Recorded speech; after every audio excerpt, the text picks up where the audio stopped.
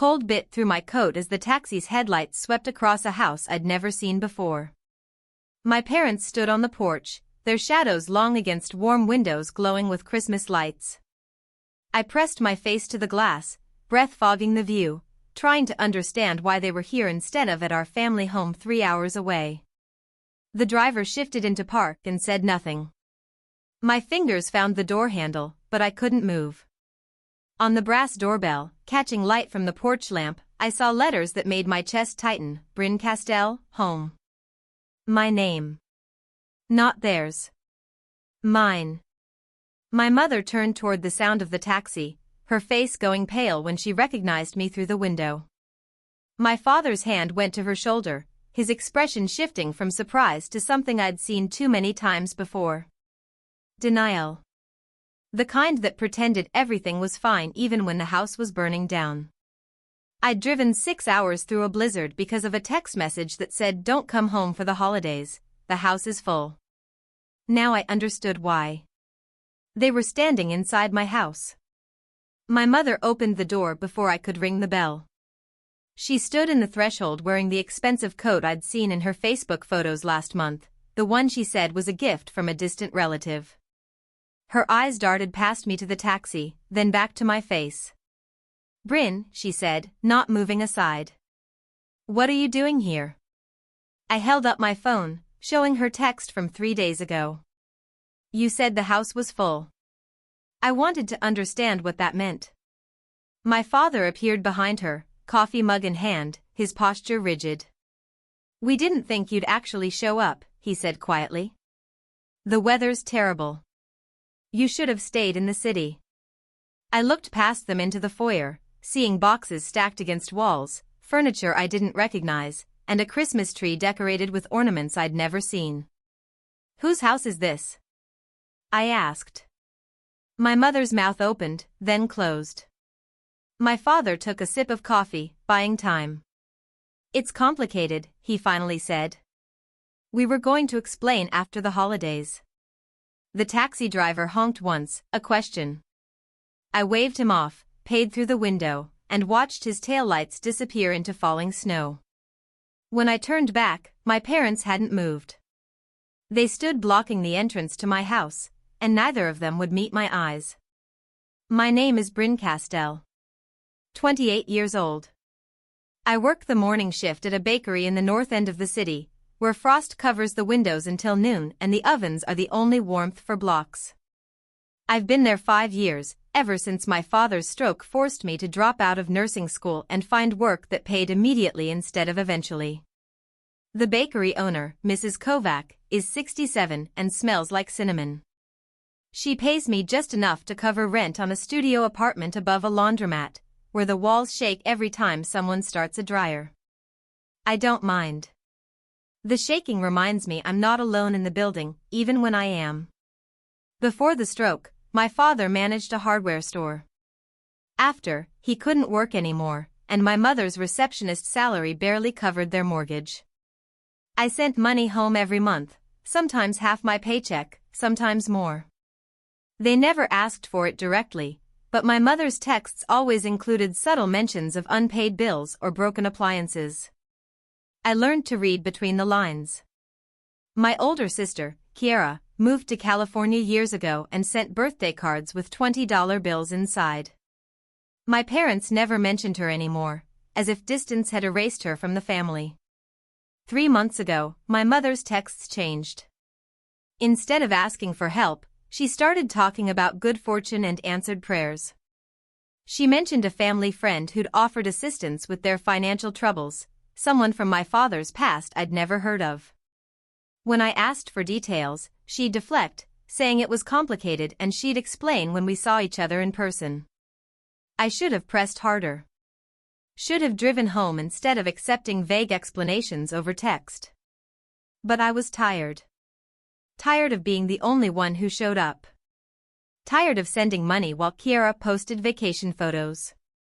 Tired of working doubles so my parents could keep a house that felt less like home every year. So I let it go. Then came the text. "Don't come home for the holidays. The house is full." No context. No apology. Just 7 words that landed in my chest like a fist. I read it during my break, sitting in the bakery's back room with flour dust in my hair and dough under my fingernails. Mrs. Kovac found me crying into my apron 20 minutes later. "Family?" she asked. I nodded. She handed me a clean towel and said, "Family breaks your heart because you let them close enough to reach it." I told her I'd worked through Christmas and New Year's. "Someone should be at the bakery," I said, "for people who needed bread and didn't have anywhere else to go." Mrs. Kovac studied me with the kind of look that sees through excuses, but she nodded. "You're too kind for your own good, Bryn," she said. "One day someone will notice." I didn't believe her. Kindness had never gotten me anything except more work and less money. But I stayed. Worked morning shifts, then evening shifts, covering for employees who had families waiting at home. On Christmas Eve, I baked 70 loaves of bread and left them on doorsteps around the neighborhood, anonymous gifts for people I'd seen struggling. No notes. No names. Just bread wrapped in brown paper, still warm from the ovens. It was past midnight when I finished. My hands ached. My feet throbbed. I locked the bakery and started walking home through empty streets, snow crunching under my boots. That's when I saw him. An old man sitting against the bakery wall, covered in a thin blanket that did nothing against the wind. He wasn't moving. For a terrible moment, I thought he was dead. Then his eyes opened, pale and distant, and he looked at me like he'd been waiting. I crouched beside him, already pulling off my scarf. "Sir, are you hurt? Can you walk?" He didn't answer immediately, just stared at me with an expression I couldn't read. Gratitude, maybe. Or recognition. Finally, he spoke, voice rough like gravel. "Thought everyone had gone home." I wrapped my scarf around his shoulders and helped him stand. He was lighter than he looked, all bones and loose skin. "Come inside," I said. "I'll make tea and call someone." He followed without protest, moving slowly, one hand on the wall for balance. Inside the bakery, I sat him at the small table Mrs. Kovac used for paperwork and started the kettle. He watched me move around the kitchen, his eyes tracking each motion. "You're the baker," he said. "Not a question." "One of them," I replied, pouring hot water into a mug. "How long were you out there?" He didn't answer. Instead, he reached into his coat and pulled out a faded envelope, placing it carefully on the table between us. My name was written on the front in handwriting I didn't recognize. "For you," he said. "When the time comes." I stared at the envelope, not touching it. "I don't understand." The old man sipped his tea, both hands wrapped around the mug for warmth. "You will," he said. "Not today. But soon." He set down the mug and stood, steadier now, as if the heat had restored something in him. "My name is Gregor Thorne. Remember that name when you're ready to understand." Before I could respond, he was moving toward the door, leaving the envelope on the table. I followed, questions piling up in my throat, but he was already outside, disappearing into the snow. "Wait," I called after him. "You can't go back out there. It's freezing." He turned once, his face half-shadowed. "You've already given me what I needed," he said. "Now I give you what you've earned." Then he was gone, swallowed by the storm. I stood in the doorway for a long time, cold air rushing past me, staring at the spot where he'd vanished. When I finally closed the door, my hands were shaking. The envelope sat on the table, accusatory in its silence. I picked it up, feeling the weight of something inside. Not just paper. Something heavier. I opened it carefully, half expecting it to be empty or some kind of joke. Inside was a taxi voucher, prepaid, with an address I didn't recognize written in the same faded handwriting.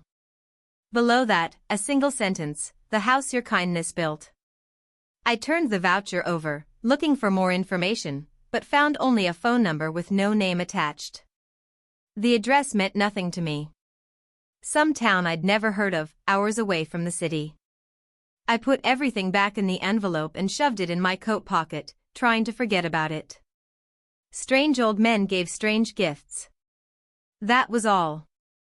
Nothing to do with me or my life. But that night, alone in my apartment with the dryers shaking the walls, I couldn't stop thinking about Gregor Thorne's words. What you've earned. What had I earned? A studio apartment in perpetual exhaustion? The privilege of being forgotten by my own family? I pulled out the envelope again, studying the address. It was close to my parents' town. Not the same place, but nearby. Close enough that if I used the voucher, I could drive past their house and see what the house is full actually meant. Maybe that was the point. Maybe the old man knew something I didn't. Or maybe I was inventing meaning where none existed, desperate for anything that felt like it mattered. 2 days after Christmas, I used the voucher. Called the taxi service, gave them the address, and waited outside my apartment in the pre-dawn cold. The driver arrived exactly on time, a woman in her 50s with kind eyes and a thermos of coffee. Long drive ahead, she said as I climbed in. You visiting family? I almost laughed. Something like that. We drove in silence for the first hour, the city falling away behind us, replaced by snow-covered fields and frozen trees. I watched the landscape change through my window, feeling like I was traveling to another world instead of just another town. Around the 2-hour mark, the driver glanced at me in the rearview mirror. You sure about this address? She asked. I know this area. That house is brand new. Built just a few months ago. My stomach tightened. Who built it? She shrugged. No idea. Some wealthy benefactor, from what I heard. Caused quite a stir in town. Nobody knew who it was for. I thought about the envelope, about Gregor Thorne's cryptic words, and felt something cold settle in my chest. The house your kindness built. What did that mean? We passed through my parents' town without stopping. I looked out the window, trying to spot their street, but the snow made everything unfamiliar. Then we were through, heading toward the address on the voucher. The house appeared suddenly, rising out of the snow like something from a dream. 3 stories, warm lights glowing in every window, Christmas decorations still strung across the porch. It was beautiful. The kind of house I'd imagined as a child but never thought I'd see up close. The taxi slowed, then stopped at the end of the driveway. This is it, the driver said, her voice uncertain. You need me to wait? I was about to say yes when I saw them. My parents. Standing on the porch, visible through the large front windows, laughing with people I didn't recognize. My mother wore a dress I'd never seen. My father looked healthy, stronger than he'd been since the stroke. They looked happy. The kind of happy that didn't include me. Miss, the driver prompted.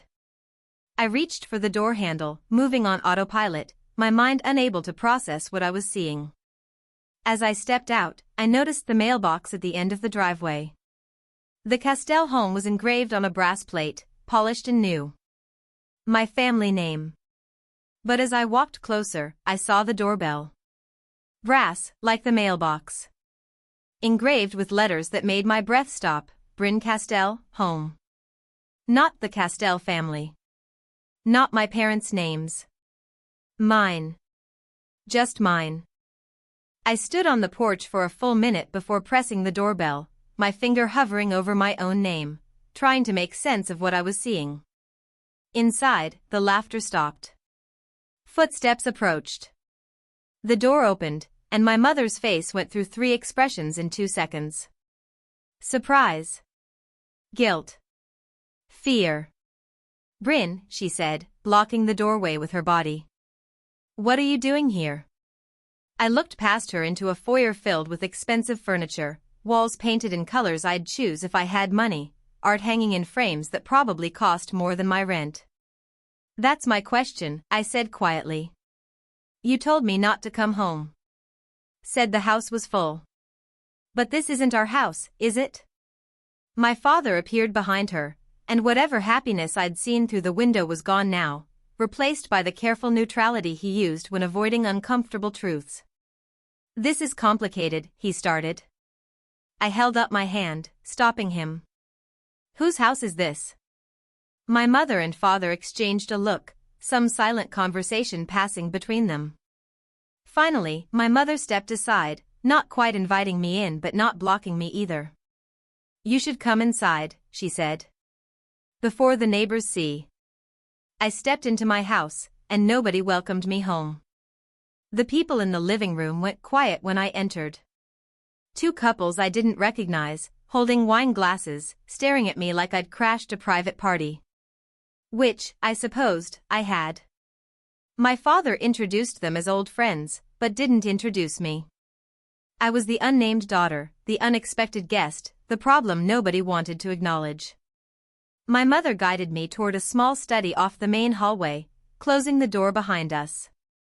My father followed, his coffee mug replaced by a wine glass that shook slightly in his hand. "How did you find this place?" my mother asked, sitting in a leather chair that probably cost more than my monthly salary. I stayed standing. An old man gave me the address. Said it was the house my kindness built. Want to explain what that means? My father and mother looked at each other again, that silent language of long marriage. "We were going to tell you," my father said. "After the holidays. After things settled." "Tell me what?" I asked, my voice harder than I intended. My mother's hands twisted in her lap. "A man contacted us a few months ago. Said he knew your grandfather, owed him a debt. He wanted to repay that debt by helping the family." I leaned against the desk, my legs suddenly unsteady. "What man?" "Gregor Thorne," my father said, and my chest went tight. "He said he'd been searching for our family for years. Your grandfather saved his family during some financial trouble decades ago. He wanted to build us a house as repayment. The pieces weren't fitting together. So he built you a house," I said slowly. "And you moved in. And told me not to come home for Christmas because you didn't want me to know." My mother stood, defensive now. "It's not like that. We were going to tell you when things were finalized. The paperwork was complicated. We didn't want you to worry." "Worry," I repeated, the word tasting bitter. "I've been sending you money for 5 years. Half my paycheck every month. And you've been living here, in this mansion, telling me the house is full." My father's face went red. "We didn't ask for your money." "You didn't have to ask," I said. "You just made sure I knew you needed it." Silence fell between us, heavy and suffocating. Outside the study, I could hear the old friends laughing, glasses clinking, celebration continuing without pause. "Why is my name on the doorbell?" I asked finally. My parents exchanged another look. This time, neither of them answered. My mother broke first. "We don't know," she admitted. "The house came with that doorbell already installed. We assumed it was a mistake. Some confusion with the paperwork." I pulled out my phone and showed them the taxi voucher, the address, the message. "The house your kindness built," I read aloud. "Not your grandfather's kindness. Mine." My father took the envelope, studying it like he'd never seen it before. Maybe he hadn't. "This doesn't make sense," he said. "Gregor Thorne built this house for us. He was clear about that. He said he owed your grandfather. Then why is my name on the property?" I asked. Both of them stared at me. "What are you talking about?" I pulled out my phone and called the number from the envelope. It rang 3 times before a woman answered, professional and distant. "Thorne Property Management." "I need to verify ownership of a property," I said, watching my parents' faces. "Address is 47, Willowbrook Lane." Keys clicked on the other end. "Property is registered to Bryn Castell. Owner since November 15th. Is there a problem?" "No," I said, my voice steady despite my racing heart. No problem. Thank you. I hung up and looked at my parents, who'd gone pale. The house is mine, I said quietly. Has been for over a month. You've been living in my house. My father's wine glass slipped from his hand, shattering on the hardwood floor. Red wine spread across the boards like blood. Nobody moved to clean it. That's impossible, my mother whispered. Gregor said it was for us. He was repaying a debt to our family. I crouched and started picking up glass shards, habits from the bakery making my hands move automatically. Maybe he was, I said. Maybe he decided I was the family that mattered. My father's face went through anger, denial, and something else I couldn't name. You're lying, he said. You're upset because we didn't invite you for Christmas, so you're making this up. I stood, glass pieces cutting into my palm, blood mixing with wine. Call the property management office yourself, I said, setting the pieces on the desk. Ask them who owns this house. Ask them who pays the utilities. Ask them whose name is on everything. My mother was already dialing, her fingers shaking. I heard the same professional woman answer. Heard my mother's voice, high and desperate, asking questions I'd already gotten answers to. Heard the silence when the woman confirmed what I'd told them. When my mother hung up, she looked at me like I was a stranger. Why didn't you tell us? I found out 5 minutes ago, I said. Same as you. The study door opened. One of the old friends poked his head in, smiled uncertainly, and said, "Everything all right?" My father straightened, his public face sliding into place. "Everything's fine, Dalton. Just some family business. We'll be out in a moment." The man nodded and retreated. In the silence that followed, I could hear the party continuing, unaware of the earthquake happening in this small room. "So what now?" my mother asked, her voice small. I looked around the study, at the desk that probably cost more than my car, at the built-in bookshelves filled with books nobody had read, at the window overlooking a backyard I'd never see in summer. "Now I understand why the house was full," I said. "It was full of lies." I walked to the door. My mother stood. "Where are you going?" "Back to the city," I said. "Back to my actual life. You can stay here as long as you want. Consider it payment for all the money I sent you over the years." My father found his voice. "Bryn, don't be dramatic. We can figure this out." I turned to look at him. "You told me not to come home. You got your wish." I left the study, walked through the living room where strangers watched me with curious eyes, and stepped out onto the porch. The cold hit me like a physical force. The taxi was gone, of course. I'd told the driver not to wait. I started walking down the driveway, boots crunching in fresh snow, with no plan beyond getting away from that house and the people who'd claimed it without knowing it was never theirs to claim. Behind me, I heard the front door open. "Bryn," my mother called. "You can't just leave. It's freezing." I kept walking. Heard her footsteps on the porch, then stopping, unwilling to follow me into the cold. At the end of the driveway, I turned left instead of right, walking away from town, toward nothing in particular. My phone buzzed. A text from my father, "This is childish." I turned off my phone and kept walking. It took 20 minutes before a truck slowed beside me, window rolling down. An older woman with kind eyes peered out. "You lost, honey?" "No ma'am," I said. "Just walking." "In this weather?" She studied me for a moment. "I'm heading into town."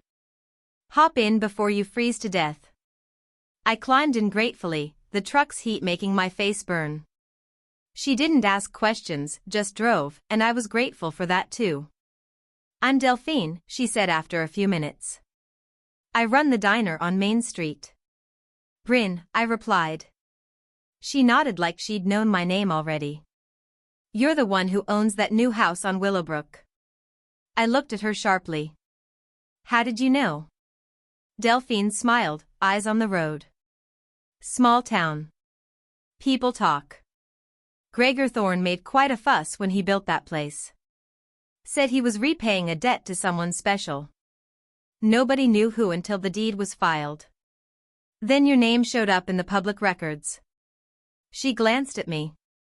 Caused quite a scandal when your parents moved in and started telling people it was theirs. My throat tightened. How long have you known? Since the beginning, she said. Watched your folks show up with a moving truck, watched them settle in like they owned the place. Watched them tell everyone in town that Gregor built it for them. She pulled into the parking lot of a small diner, its neon sign flickering against the gray sky. But Gregor told me the truth before he left town. Said the house was for the kindest person he'd ever met.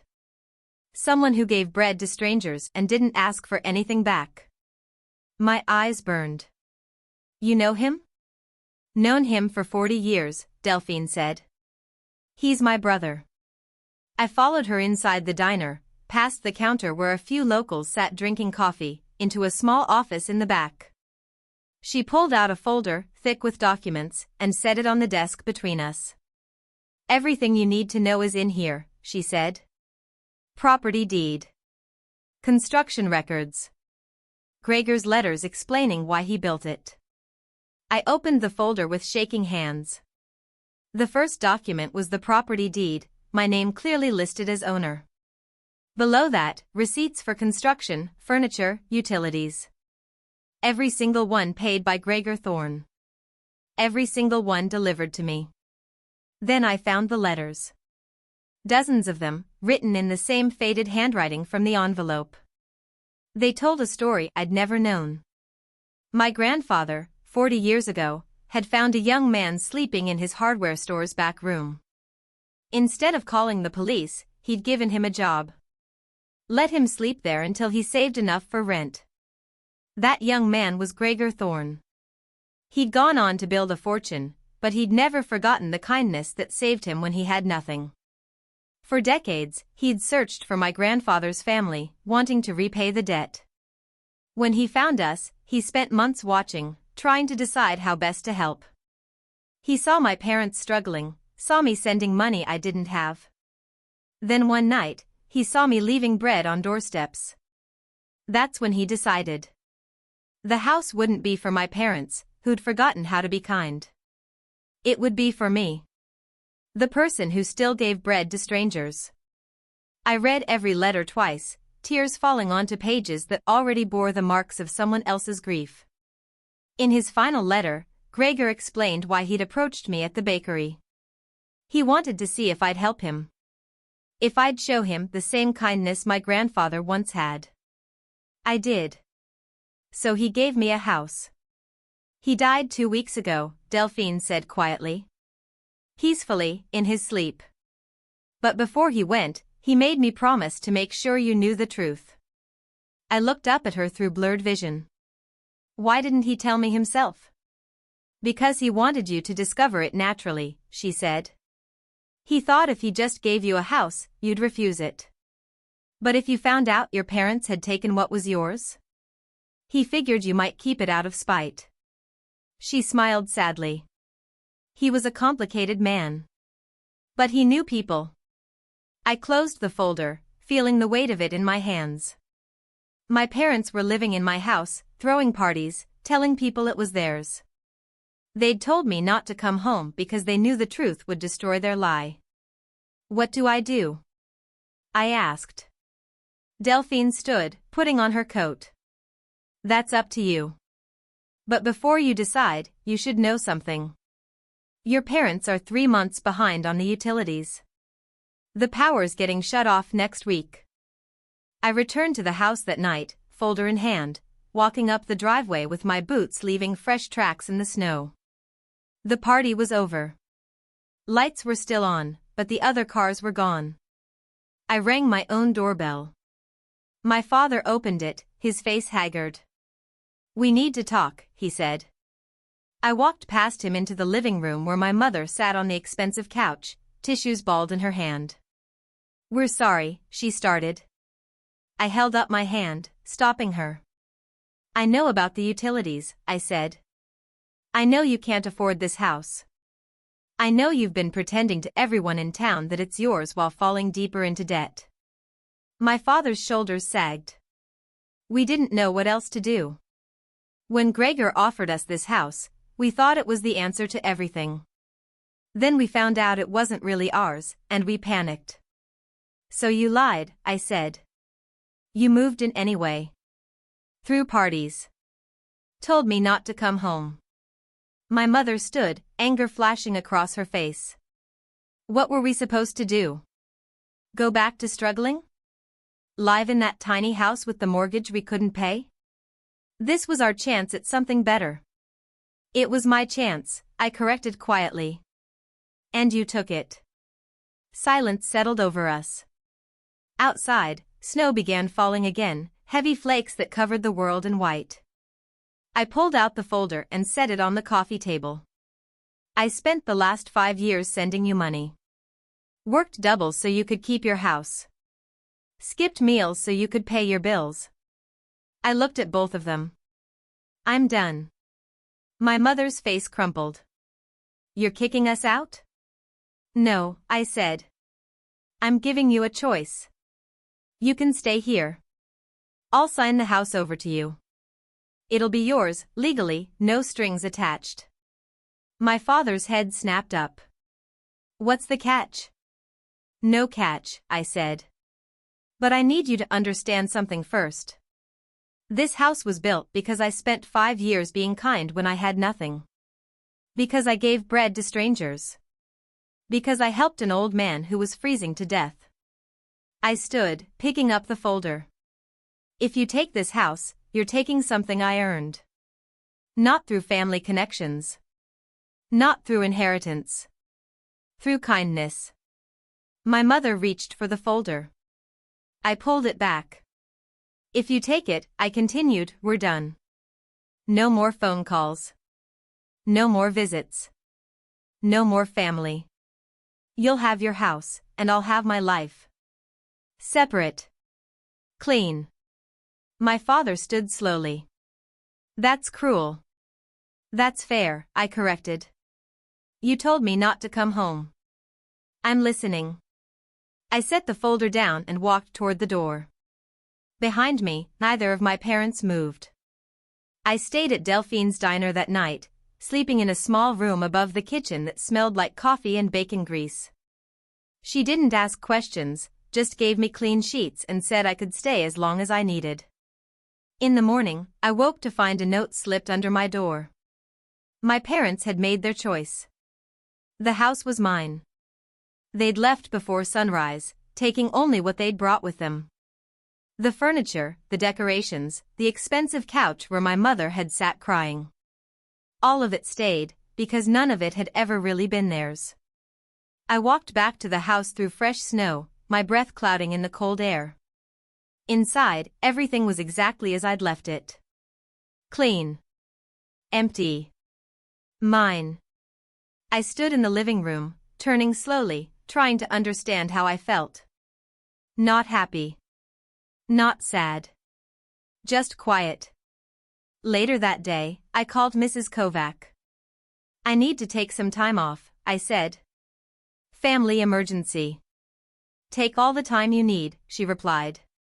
But Bryn? Don't come back. My heart stopped. What?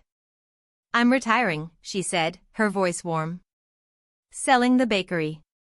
It should go to someone who loves it. Someone who gives away more bread than she sells. She paused. It should go to you. I sat down on the expensive couch, legs suddenly weak. I can't afford a bakery. You can if you use the house as collateral, she said. Think about it. A bakery in a small town. You could start over. Feed people who need feeding. Build something that matters. I looked around the house, at all the empty space, all the possibilities. I'll think about it, I said. 3 months later, I opened the full house in the center of town.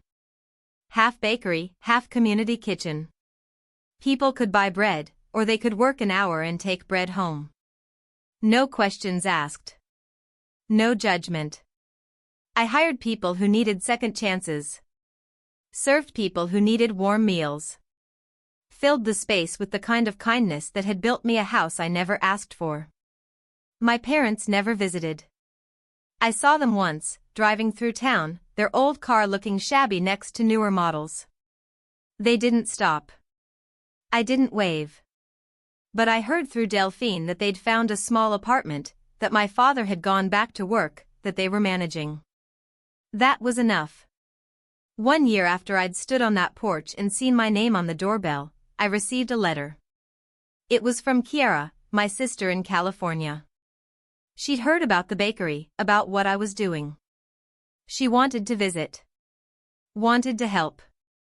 Wanted to be family again. I wrote back the same day. The house, I told her, was always full. But there was always room for one more. On the anniversary of Gregor Thorne's death, I hung a wooden plaque above the bakery counter. It read, "The house your kindness built." Below it, I placed a photograph Delphine had given me. Gregor as a young man, standing outside my grandfather's hardware store, smiling like someone who'd just been given a second chance. Every morning, I baked bread and left loaves by the doors of people who needed them. Anonymous gifts, like the ones I used to leave in the city. Every evening, I locked up the bakery and walked home to the house on Willowbrook Lane, where my name was still engraved on the doorbell. My parents never apologized. I never asked them to. Some wounds don't heal because you forgive them. They heal because you stop expecting them to close. On Christmas Eve, 2 years after that first terrible text message, I threw a party. Invited everyone who'd helped build my new life. Delphine came. Kiara flew in from California. Mrs. Kovac brought her grandchildren. We filled the house with laughter and warmth and the smell of fresh bread. Late that night, after everyone had gone home, I stood on the porch and looked out at the snow-covered street. Somewhere out there, my parents were living their own lives. Somewhere out there, strangers were finding bread on their doorsteps. And here I stood, in a house built by kindness, learning the truth Gregor Thorne had spent his life trying to teach. When love is turned away, it finds another door to come home. I pressed my hand against the doorbell, feeling my name etched in brass, and finally understood. This was always my house. I just needed to find my way to it.